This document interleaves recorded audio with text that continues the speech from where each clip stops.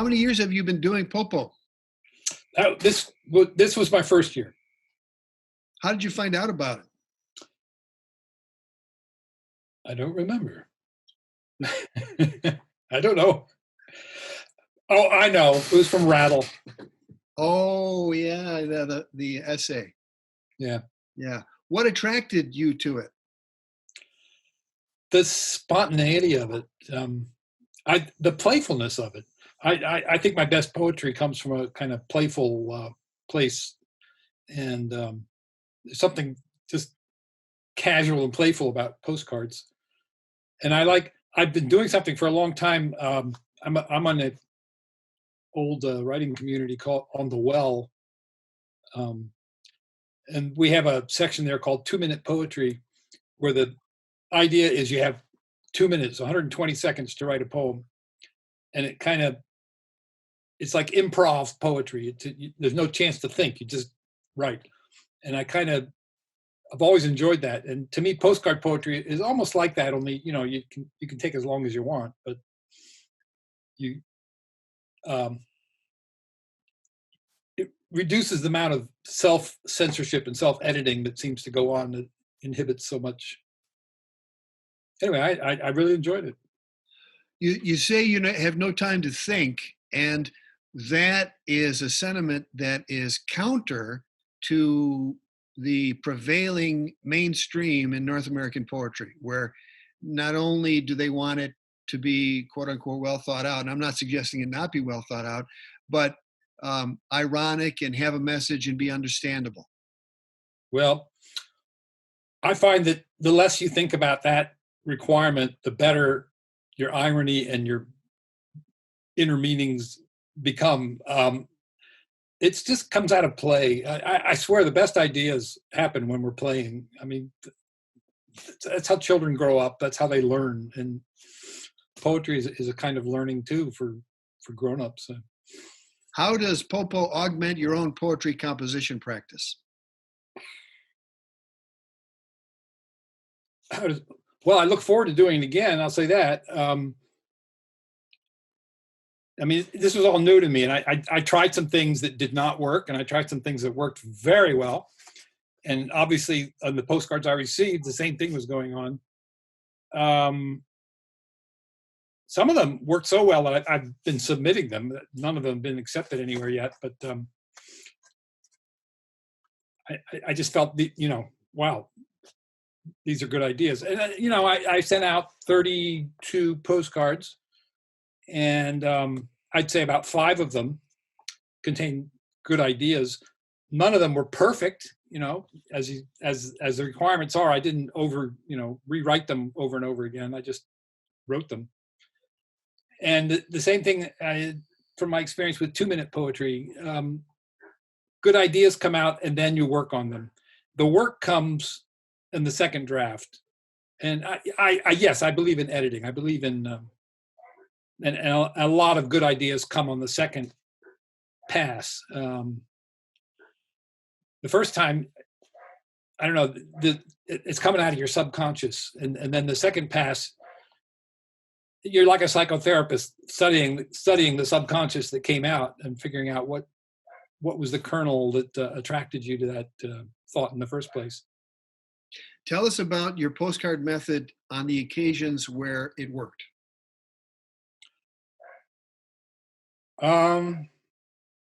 It was pretty much the same method as the occasions it didn't work. The picture here, let me give you an example. I think this will show up. This is a postcard I sent. Does that show? Yes. Okay, the picture of a boy and a girl dressed up for a senior prom. And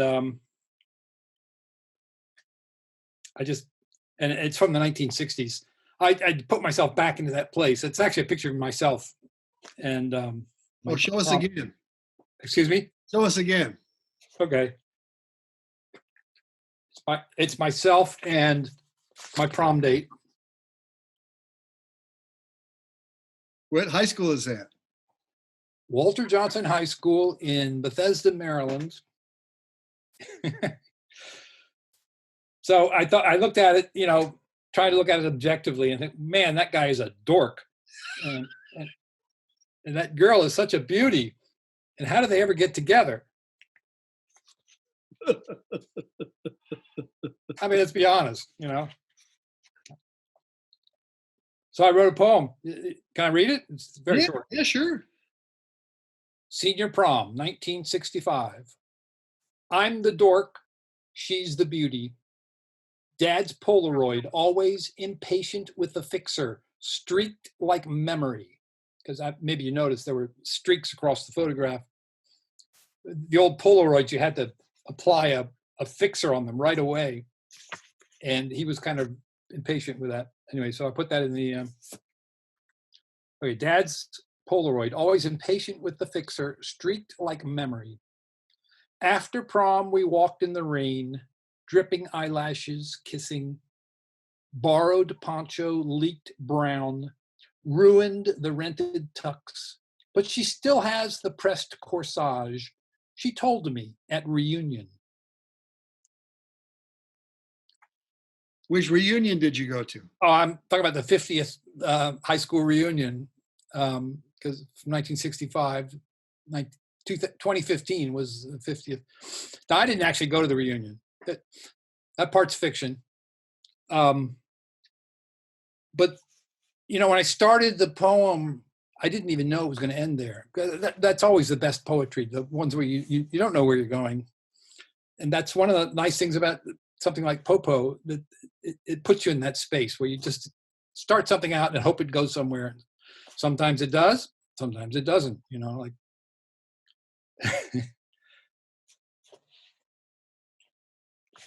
And actually, one reason I'm really fond of that particular poem is that the person who responded and sent me a poem responded to that poem. And that to me, that's really the magic of POPO when that kind of thing happens. Can I read you the response? Because it's just the perfect response. Is the person who wrote it cool with it? I haven't asked, so maybe I should. I could read the poem without telling you who sent it, or I could just tell you it's a great. It responds to that image about how. Why don't you read a couple of lines that you think illustrate that? I dreamed of him again last night. Across 50 years, he has tracked me. That's how it begins. And it's basically about how she's taking the persona of the girl in the picture and who still has the corsage from the prom 50 years ago. And, you know, the poem implies that these two people separated and never, you know, it was just a prom date and then they went their separate ways. And so she takes that and runs with it. It talks about how she still remembers it. And the last line is,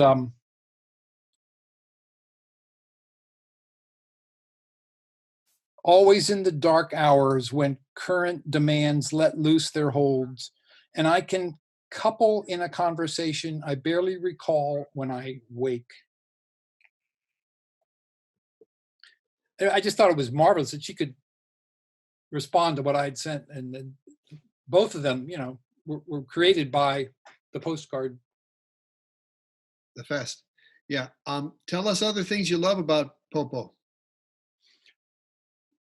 I feel like I've made some friends here. A couple of them I've friended on Facebook, so we're at least that kind of Facebook friend I've made. There's such a variety. I was kind of surprised. Many of the people are more visual than word people, and they sent marvelous images. And others seemed much more word people, and the images were sort of, I don't know, grab bag. I think I'm getting off track. What was the actual question here? What you liked about it? What else? What I liked about it. A couple of things already, but anything that you didn't mention that as one of POPO's qualities would be what I'm after. Let me say it's perfect for the month of August. August is kind of the silly season. I mean, it's hard to write serious poetry in August because the whole world is at play. And I guess I live in my town, La Honda, on coastal town, a little bit off the coast, but summer is our best season. It's winters are hard here. There's storms blow in, and I live under the redwood trees, and branches are crashing down. The power goes out. The roads are closed by landslides because we're out in the boondocks here. And I just feel like I work all winter. And then the summer, August is kind of the climax of all that. It's fun time. Mm-hmm. And so I can't write serious poetry, but I can sure do the postcard. What happens in August when they shoot up a Walmart in El Paso, or there's a shooting in Dayton 15 hours later? Yeah, well, that's awful. I'm not saying, the whole world is at play then, but I'm not, but I can't, that's not the kind of thing I felt I wanted to respond to on the postcards, because, as I said, I'm feeling playful, and there's time for that the rest of the year. What are 3 things you'd change about POPO as you experienced it in your one time? Things I'd change. Not much. I like the format. I like the random nature of it. My only regret about POPO so far is that I only received 25 postcards, and where are the other 7? What happened there? Because I sent them all postcards, and I wish they had responded. So 6 short. Well, I was in group 11, and there was an extra name added. So, I see. We had 32. And slackers, 7 slackers. I don't know. I'm not gonna call them slackers. People, something happens in your life, emergency comes up, you can't do it. I don't know. Or it gets lost. Yeah, that could be. That happens. Are there any poetry communities? You mentioned one. Where the members you think might like to hear about the fest? Well, I've actually mentioned it everywhere I go because I've enjoyed it.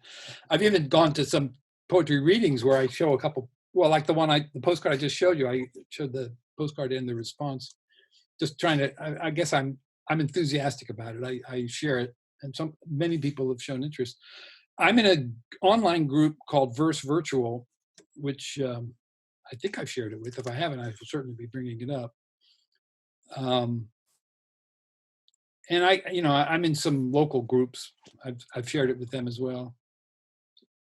What advice would you have for someone on the fence about joining the fest? Try it. What's to lose? I don't know. Some people may not have a supply of postcards, and that might stop them. My postcards were almost all photos from my files that I just printed in postcard size, wrote on the back, which actually made the poetry writing easier because I already had memories associated with those pictures. Or there was some reason I took the picture in the first place, so I kind of tried to tune into that and expand it as a poem. So there was an ekphrastic component. There was, yeah. And on Facebook, do you go on the POPO Facebook page? Yeah, I'm a member of the group there. I get postings from it.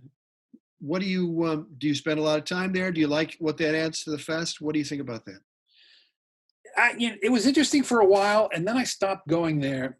The group, and this is the nature of Facebook. It's more visual than word oriented, and so people were posting the images they got. But well, of course, you can't post the poems you receive because you're not allowed to anyway. But the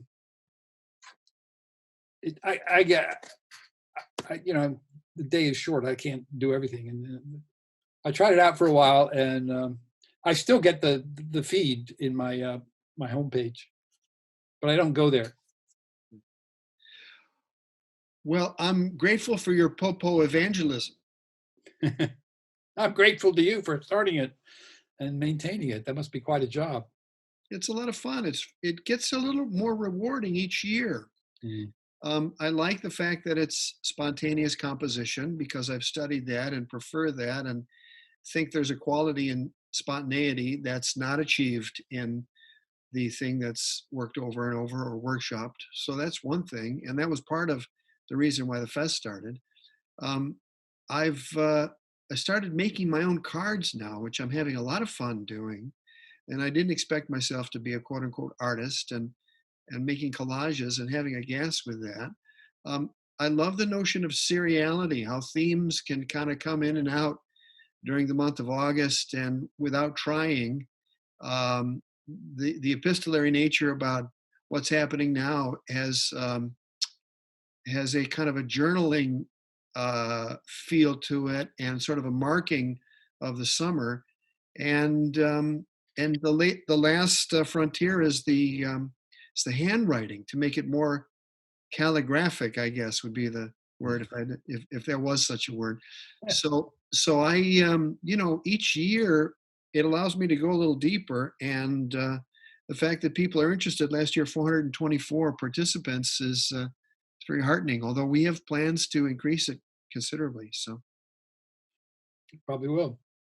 I got to say, two of the postcards I received were hand painted, and I just treasure those. I'm going to frame them. They're just it's very special to me. But almost all, I had a couple of duds, but really interesting stuff, and so random, such a variety, and some of them from all over from the world. From Australia, from London. It's fun. well, thank you for your time Well, thank you, Paul. and your inspired participation, Joe. Okay.